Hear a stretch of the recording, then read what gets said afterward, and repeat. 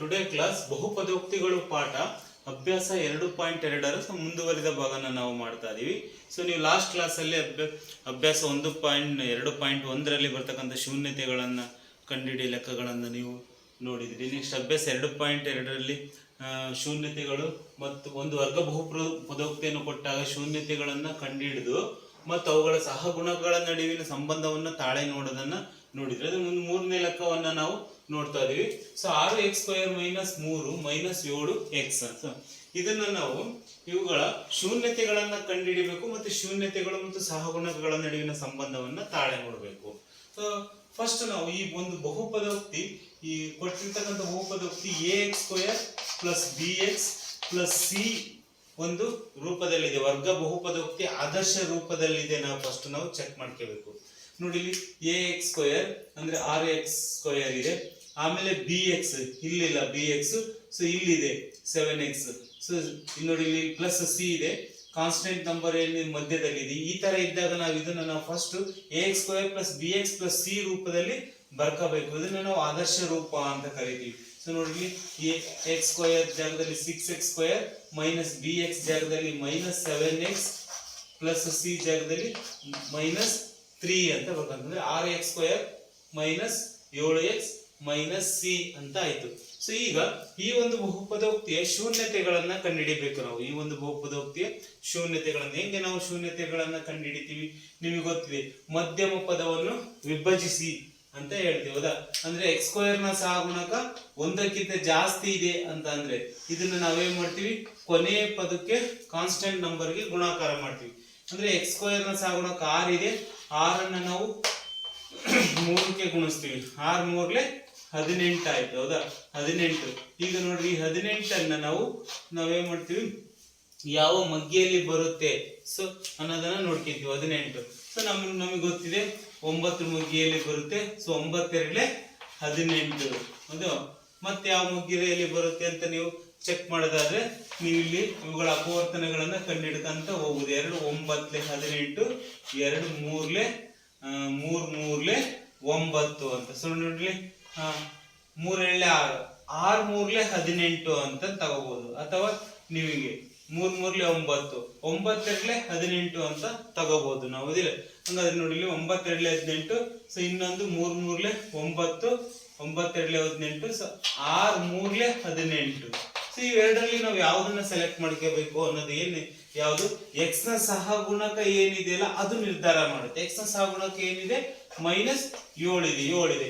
So 7 ಬರಬೇಕು ನಮಗೆ. ಇಲ್ಲಿ ಕೂಡಿದ್ರೆ ಕಳೆದ್ರೆ ನೋಡಿ, 9 ರಲ್ಲಿ 2ಅನ್ನ ಕಳೀರಿ, ಎಷ್ಟು ಬರುತ್ತೆ? 9 ರಲ್ಲಿ 2ಅನ್ನ ಕಳೆದ್ರೆ 9 ರಲ್ಲಿ 2ಅನ್ನ ಕಳೆದ್ರೆ ಸೊ 7 ಬರುತ್ತೆ. ಸೊ ನೆಕ್ಸ್ಟ್ ನೋಡ್ರಿ, ಇಲ್ಲೇನಿದೆ 7 ಇದೆ, ತಗೋಬಹುದು ನಾವು. 9 ರಲ್ಲಿ 2ಅನ್ನ ಕಳೆದ್ರೆ ಸೊ ಇದನ್ನು ಕೂಡ 6ರಲ್ಲಿ 3ಅನ್ನ ಕಳೆದ್ರೆ 3 ಬಂತು, 6ಕ್ಕೆ 3ಅನ್ನ ಕೂಡಿದ್ರೆ 9 ಬಂತು. ಸೊ ಇದು ನಮಗೆ ಬರಲ್ಲ. ಸೊ ನಾವು ಇದನ್ನ ಏನ್ ಮಾಡ್ಬೋದು, ಸೆಲೆಕ್ಟ್ ಮಾಡ್ಕೋಬಹುದು. ಏನಂತ ಹೇಳ್ತೀವಿ ನೋಡ್ರಿ, 9 2 18 ಅಂತ ತಗೊಂತೀವಿ. ಸೊ ಇಲ್ಲಿ x ನ ಸಹಗುಣಕ ಏನಿದೆ 7ಅನ್ನ ಇಲ್ಲಿ ಬರ್ಕಂತೀವಿ. x ನ ಸಹಗುಣಕ 7ಅನ್ನ ಇಲ್ಲಿ ಬರೀತೀವಿ. ಈಗ ನಾವು 7ಕ್ಕೆ ಯಾವ ಚಿಹ್ನೆ ಐತಿ? ಮೈನಸ್ ಚಿಹ್ನೆ ಐತಿ. ಮೈನಸ್ ಚಿಹ್ನೆ ಫಸ್ಟ್ ಕೊಟ್ಕೊಂಡ್ಬಿಡ್ಬೇಕು. 9 ಮತ್ತು 2ಅನ್ನ ಏನ್ ಮಾಡಿದೀವಿ, ಇಲ್ಲಿ 9 ರಲ್ಲಿ 2ಅನ್ನ ಕಳೆದಿವಿ ಅಂತ ಅಂದ್ರೆ ಸೊ ಇಲ್ಲಿ ಉತ್ತರ ನಮಗೆ ಮೈನಸ್ ಬಂದಿದೆ ಅಂದ್ರೆ ಸೊ ಇಲ್ಲಿ ಯಾವುದಕ್ಕೆ ನಾವು ಮೈನಸ್ ಚಿಹ್ನೆ ಕೊಡ್ತೀವಿ ನಿಮಗೆ ಗೊತ್ತಿದೆ. ನೋಡಿ, ಇಲ್ಲಿ ಕಳೆದಾಗ ನಾವು ದೊಡ್ಡ ಸಂಖ್ಯೆಗೆ ಇರುವ ಚಿಹ್ನೆನ ಕೊಡಬೇಕು ಅಂತ ಹೇಳಿದ್ವಿ, ಹೌದಾ? ಇಲ್ಲಿ ದೊಡ್ಡ ಸಂಖ್ಯೆಗೆ ಇರುವ ಚಿಹ್ನೆನ ಕೊಟ್ಟಿದ್ದಾರೆ ಅಂತ ಅಂದ್ರೆ ಇಲ್ಲಿ 9ಕ್ಕೆ ಮೈನಸ್ ಕೊಡ್ಬೇಕು ನಾವು. 9ಕ್ಕೆ ಮೈನಸ್ ಕೊಟ್ಟಾಗ ಮಾತ್ರ ಇಲ್ಲಿ 7ಕ್ಕೆ ಏನ್ ಬರುತ್ತೆ?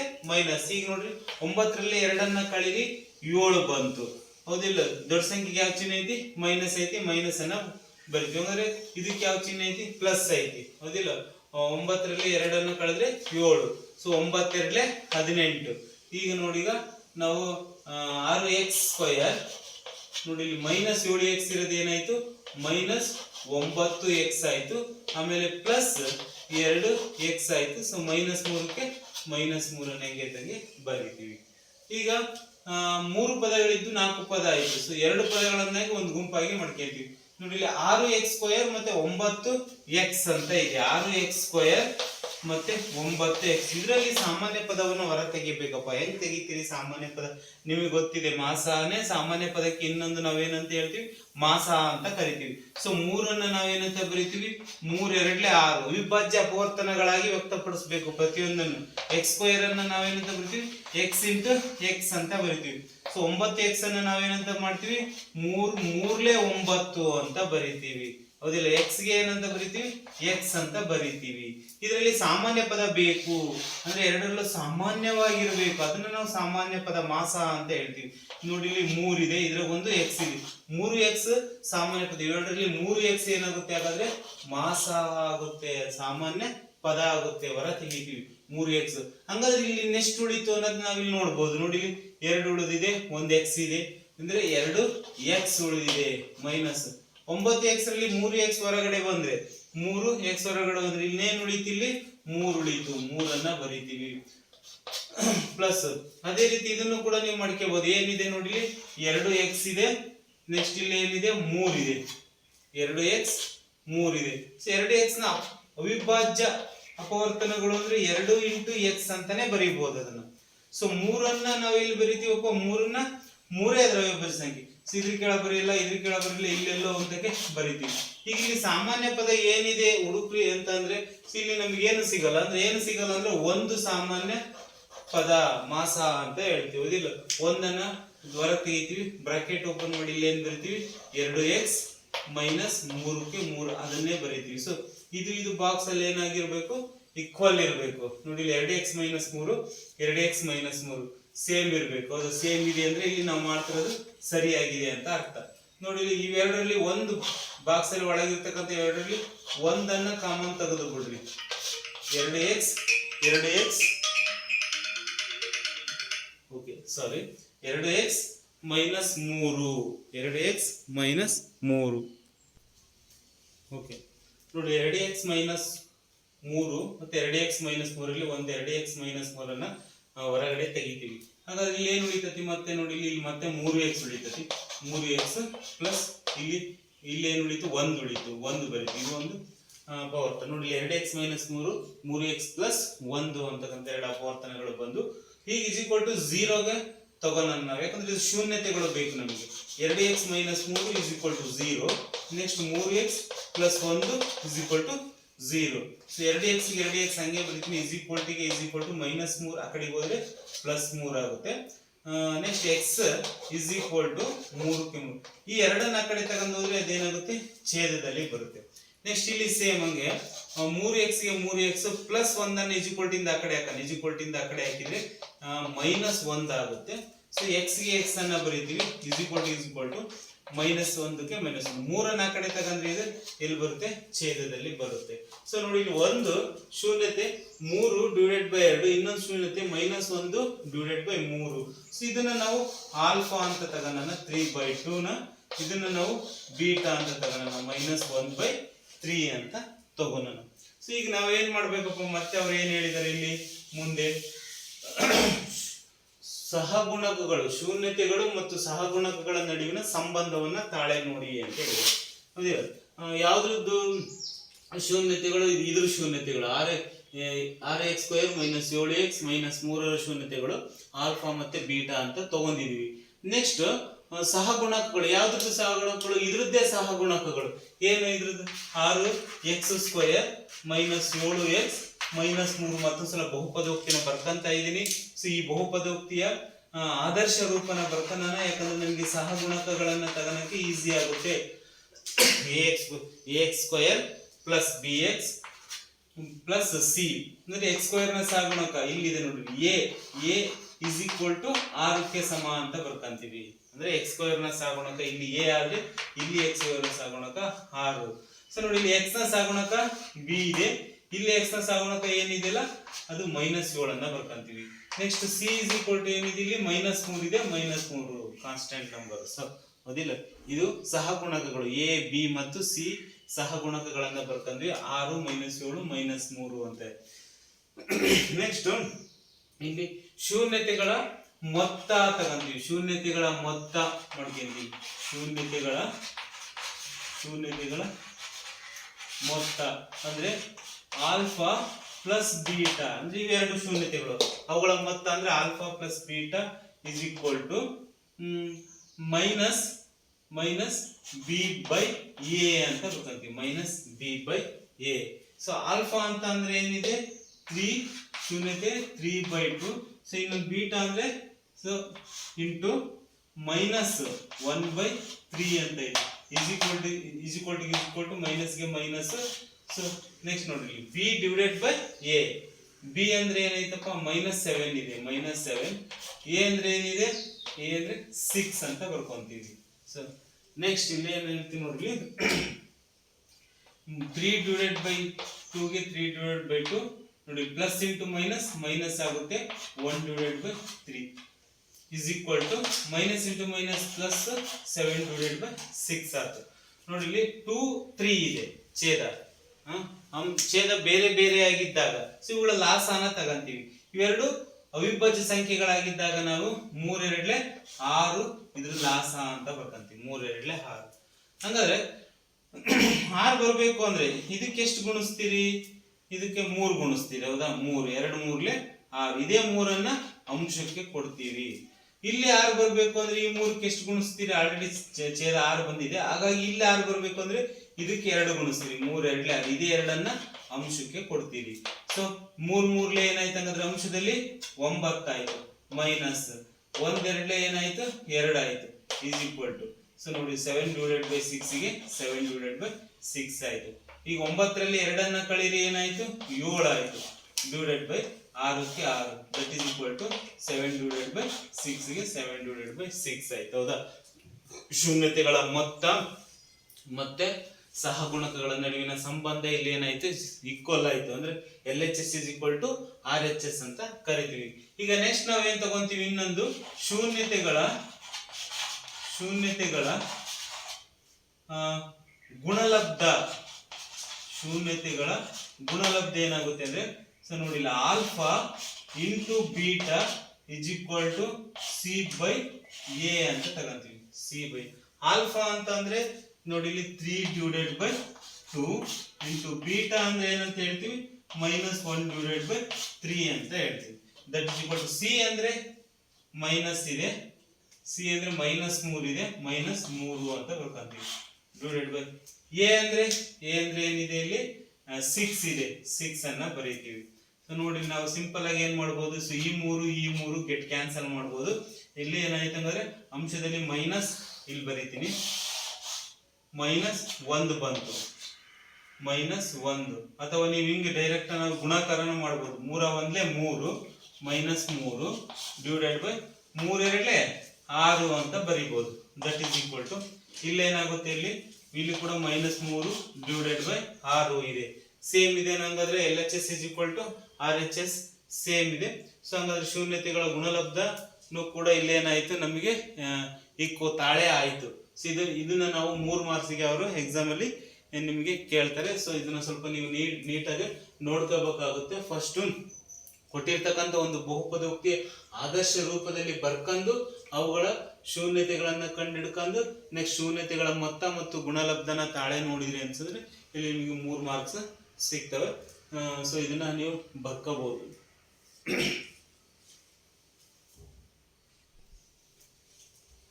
ಓಕೆ, ನೆಕ್ಸ್ಟ್ ಪ್ರಾಬ್ಲಮ್ ನೋಡಿ, ಇಲ್ಲಿ 4u² ಪ್ಲಸ್ 8u ಅಂದ್ರೆ ಇದು ಒಂದು ಬಹುಪದೋಕ್ತಿನೇ. ಈ ಒಂದು ಬಹುಪದೋಕ್ತಿ ಇದರ ಶೂನ್ಯತೆಗಳನ್ನು ನಾವು ಕಂಡುಹಿಡಿಬೇಕು. ಶೂನ್ಯತೆಗಳನ್ನು ಕಂಡುಹಿಡಿದು ಶೂನ್ಯತೆಗಳು ಸಹಗುಣಕಗಳ ನಡುವಿನ ಸಂಬಂಧವನ್ನು ತಾಳೆ ನೋಡಬೇಕು. ಇಲ್ಲಿ ಇದು 2 ಪದ ಇದೆ, 3 ಪದಗಳನ್ನ ಕೊಟ್ಟಾಗ ನಾವು ಮಧ್ಯಮ ಪದವನ್ನು ವಿಭಜಿಸಿ ಮಾಡ್ತಿದ್ವಿ. 2 ಪದಗಳನ್ನ ಕೊಟ್ಟಾಗ ನಾವು ಅತ್ಯಂತ ಈಸಿಯಾಗಿ ನಾವು ಇದನ್ನ ಮಾಡಬಹುದು. ಇಲ್ಲೇ ನೋಡಿ 4u² ಅಂತ ಐತಿ, ಮತ್ತೆ 8u ಅಂತ ಐತಿ, ಹೌದಿಲ್ಲ? ಸೊ ಇವುಗಳ ಅವಿಭಾಜ್ಯ ಸಂಖ್ಯೆಗಳನ್ನ ಬರ್ಕೊಂಡು ಸಾಮಾನ್ಯ ಪದನ ಹೊರ ತೆಗಿಬೇಕಾಗುತ್ತೆ. 4ರಾಗಿ ನಾವೇನಂತ ಕರಿತೀವಿ, 2 2 4 ಅಂತ ಬರೀತೀವಿ. ಅಂದ್ರೆ u² ಅಂದ್ರೆ u ಇಂಟು u ಅಂತ ಬರೀತೀವಿ. ಇಲ್ಲಿ 8ಅನ್ನ ನಾವು 2 ಇಂಟು 2 ಇಂಟು 2 ಅಂತ ಬರೆದು ಇಂಟು u ಅಂತ ಬರೀತೀವಿ. ಅರ್ಥ ಆಯ್ತಾ? ಈಗ ನೋಡ್ರಿ, 2 2 4 4 2 8 8u, 2 2 4 u into u² 4u². ಆಯ್ತಾ? ಈಗ ಇದ್ರ ಎರಡರಲ್ಲಿ ಸಾಮಾನ್ಯ ಪದ ಅಂದ್ರೆ ಇವೆರಡು ಒಂದೇ ಮಗ್ಗಿಯಲ್ಲಿ ಭಾಗ ಆಗ್ಬೇಕು, ಅದು ಅತ್ಯಂತ ದೊಡ್ಡ ಮಗ್ಗಿ ಆಗಿರ್ಬೇಕು. ಯಾವುದು ನೋಡು, ಅದನ್ನ ಸೆಲೆಕ್ಟ್ ಮಾಡ್ಕೋಬೇಕು ಅಂದ್ರೆ ಇದು ನೋಡಿ, ಎರಡು ಮೇಲಿದೆ ಕೆಳಗು ಇದೆ, ಮತ್ತೆ ಎರಡು ಮೇಲಿದೆ ಕೆಳಗು ಇದೆ. ಸೊ ಇವು ಎರಡು ಮೇಲಿದೆ ಕೆಳಗಿದೆ. ನೋಡಿ ಇಲ್ಲಿ ಇದರಲ್ಲಿ ಒಂದ್ ಎರಡನ್ನ ತಗಂತೀವಿ, ಇದರಲ್ಲಿ ಒಂದ್ ಎರಡನ್ನ ತಗಂತೀವಿ, ಇದರಲ್ಲಿ ಒಂದು ಯು ಅನ್ನ ತಗಂತೀವಿ. ಅಂದ್ರೆ ಎರಡೆರಡಲೆ 4 ಇಂಟು ಯು ಆಯ್ತು. ಅಂದ್ರೆ 4 ಮತ್ತು 8 ಅಂತಕ್ಕಂಥವು 4 ಮಗ್ಗಿಯಲ್ಲಿ ಭಾಗ ಆಗ್ತವೆ ಅಂತ ಅರ್ಥ. 4 1 4, 4 2 8 ಅತ್ಯಂತ ದೊಡ್ಡ ಮಗ್ಗಿಯಲ್ಲಿ ಭಾಗ ಆಗ್ತಾವಲ್ಲ, ಅದನ್ನ ನಾವು ಮಾಸ ಅಂತ ಕರಿತೀವಿ. ಯು ಸ್ಕ್ವೇರ್ ಇದೆ, ಯು ಇದೆ.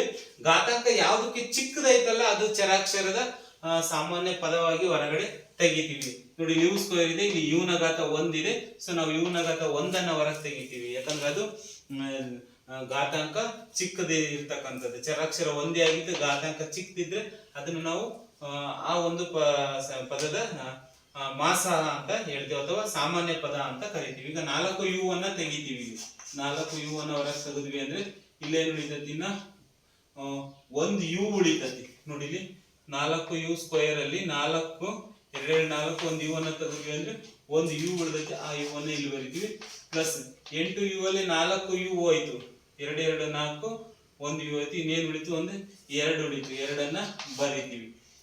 ಈಸ್ ಈಕ್ವಲ್ ಟು ಇದನ್ನ ನಾವು ಏನ್ ಮಾಡೋಣ, 0 ಅಂತ ತಗೊಂಡ 4 ಯು ಈಸ್ ಈಕ್ವಲ್ ಟು 0 ಮಾಡ್ಕೊಳ್ಳೋಣ.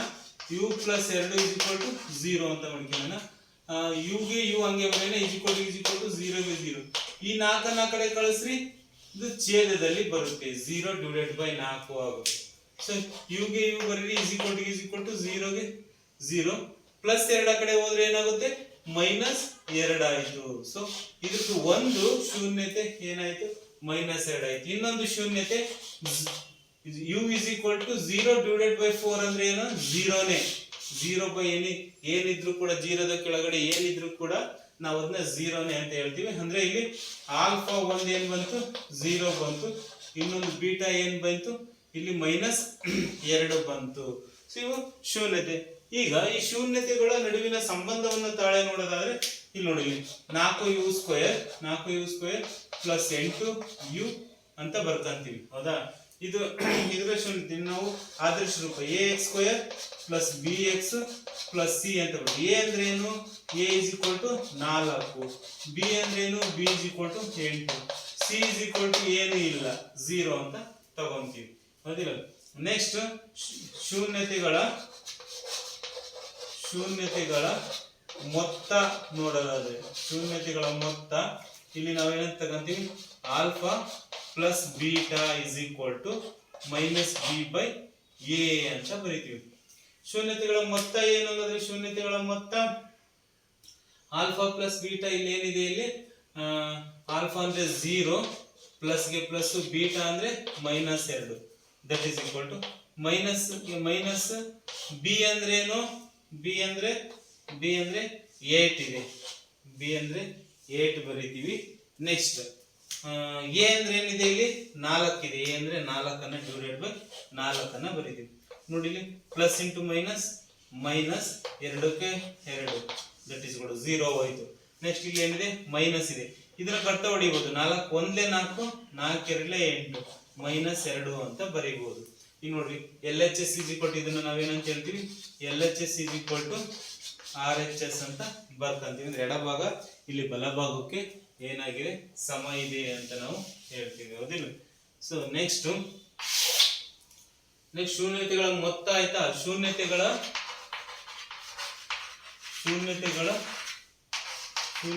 ಗುಣಲಬ್ಧ. ಸೊ ಶೂನ್ಯತೆಗಳ ಗುಣಲಬ್ಧನ ನಾವು alpha into beta is equal to C by A ಅಂತ ಬರೀತೀವಿ. ಆಲ್ಫಾ ಅಂದ್ರೆ ಏನು, ಆಲ್ಫಾ ಅಂದ್ರೆ ಇಲ್ಲಿ ಏನಂತ ತಗೊಂಡಿವಪ್ಪ, ಇಲ್ಲಿ 0 ಅಂತ ತಗೊಂಡಿವಿ. 0 ಇಂಟು ಬೀಟಾ ಅಂದ್ರೆ -2 ಇಸ್ ಈಕ್ವಲ್ ಟು ಸಿ ಅಂದ್ರೆ, ಸಿ ಇಲ್ಲಿ 0 ಇದೆ, 0 ಡಿವೈಡೆಡ್ ಬೈ ಎ ಅಂದ್ರೆ 4. ನೋಡಿ ಇಲ್ಲಿ 0 ಇಂದ 2 ಗುಣಿಸಿದ್ರೆ 0ನೇ. ಸೊ 0 ಡಿವೈಡೆಡ್ ಬೈ ಏನಿದ್ರು ಕೂಡ ಅದು 0ನೇ. ಇಲ್ಲಿ ಕೂಡ ಏನಾಯ್ತು, LHS is equal to RHS ಆಯ್ತು. ಎಡಭಾಗ ಬಲಭಾಗಕ್ಕೆ ಆಯ್ತು. ಈಗ ಶೂನ್ಯತೆಗಳ ಮೊತ್ತ ಮತ್ತೆ ಶೂನ್ಯತೆಗಳ ಗುಣಲಬ್ಧ ಎರಡು ತಾಳೆ ಆಯ್ತು. ಸೊ ಈ ರೀತಿ ನೀವು ಲೆಕ್ಕನ ಮಾಡಬೇಕಾಗುತ್ತೆ.